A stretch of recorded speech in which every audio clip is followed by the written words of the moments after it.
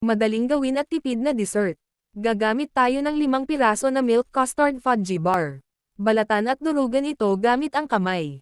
Pag napino na ito, maglagay ng 1 kutsaritang baking powder at gagamit din tayo ng 1 cup na evaporated milk. Haluin itong mabuti, para ma-well combine. Ibuhos ito sa molder na may baking paper ang pinaka-base para hindi tayo mahirapan sa pag-unmold pagkaluto nito. Etap ito ng 3 beses para maalis ang mga bula. E-preheat ang kawali ng 15 minuto bago ito isalang at lutuin ito sa pinakamahinang apoy ng 45 minuto. Huwag buksan ang kawali hanggang hindi pa tapos ang cooking time nito. Pagluto na, hanguin ito at palamigan bago i-unmold para hindi masira ang ating dessert. Pag malamig na i-unmold na ito at hiwain sa hiwa na gusto mo, 3 ingredients lang may masarap na dessert ka na. Napakadali pang gawin at makakatipid ka pa.